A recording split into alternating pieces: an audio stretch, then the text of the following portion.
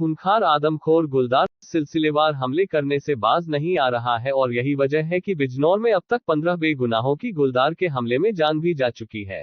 आए दिन गुलदार के हमले से खेत खलियान से लेकर गांव की सड़कों पर सन्नाटा पसरा है।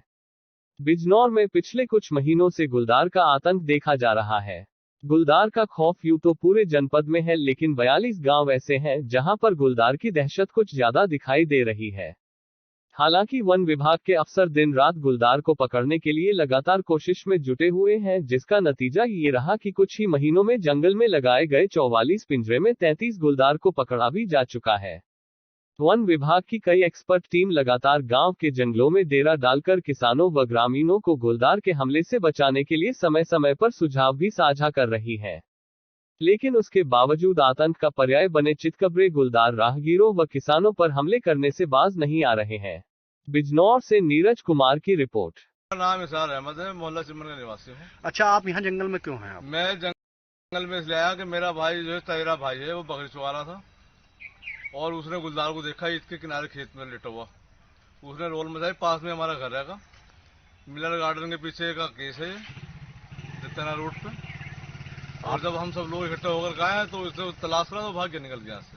अब हमारी अपील ये है, वन विभाग से अपील है हमारी कि पिंजरा लगा करके इसको तलाश करके इसे पकड़ा जाए। लोगों में भयभीत बहुत है, बहुत घबरा रहे हैं हमारे यहाँ के रहने वाले कॉलोनी के।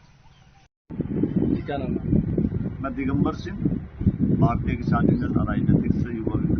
दिगंबर जी, जो जिले में गुलदार का आतंक है, कितने लोगों की कैजुअलिटी हो चुकी है, मौत हो चुकी है किसानों की, और वन विभाग ने क्या एक्शन लिया?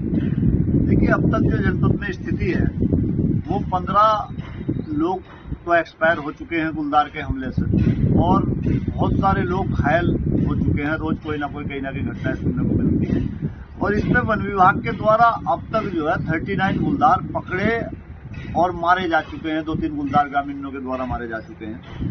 तो ये स्थिति है, लेकिन जनपद के अंदर 250 से ज्यादा गुलदार इस समय है।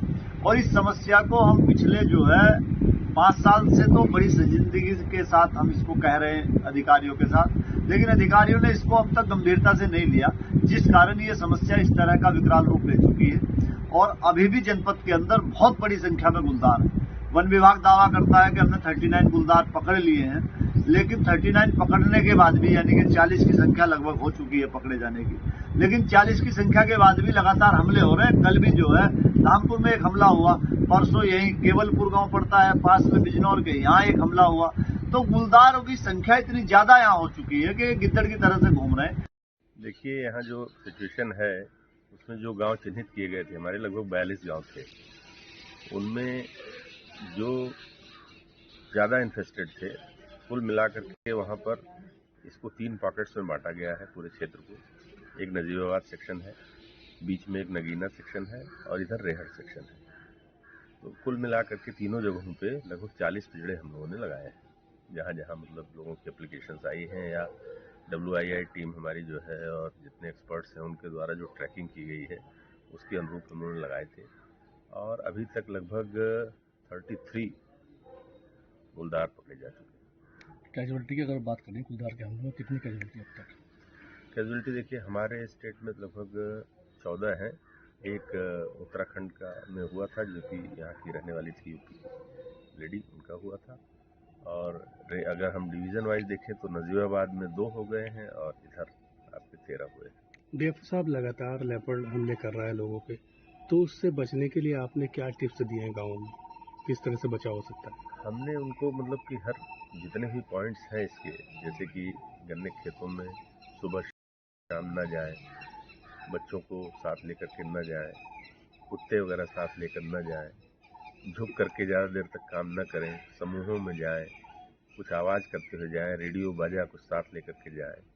इस तरह से चीज़ें समझाई हैं उनको। डूज एंड डोंट्स के पैम्पलेट्स वगैरह बांटे हैं, गोष्ठियाँ की हैं, लोगों के बीच बैठ करके उनको समझाने का प्रयत्न किया है। मेरा नाम मुनीश त्यागी है, किसान हूँ बिजनौर का। गुलदार का जो जिले में आतंक है, कितने लोगों की मौत है और क्या वन विभाग की कार्रवाई हुई है? देखिए, मुझे ये कहने में कोई संकोच नहीं है कि डीएफओ के खिलाफ मुकदमा जरूर होना चाहिए, क्योंकि आज की तारीख में मेरे ख्याल से 15 के आसपास लोगों को गुलदार ने मार दिया। हम लोग जंगल नहीं जा पा रहे, चारा लेने नहीं जा पा रहे, गन्ने को नलाने नहीं जा पा रहे, गन्ने की बेल उतारने नहीं जा पा रहे। आखिर हम करें क्या? चारा बोने नहीं जा पा रहे। क्योंकि गुलजार चलते मोटरसाइकिल वालों पे भी इस वक्त हमला कर रहा है। वो पहले मोटरसाइकिल पे हमला नहीं करता था, अब मेरे ख्याल से 5-6 लोगों पे मोटरसाइकिल वालों पे भी हमला कर चुका। और वन विभाग बहुत आराम के साथ सो रहे हैं। मैं जिलाधिकारी, नए जिलाधिकारी हैं, उनसे भी मांग करता हूँ कि इस डिपो के खिलाफ मुकदमा लिखाएं।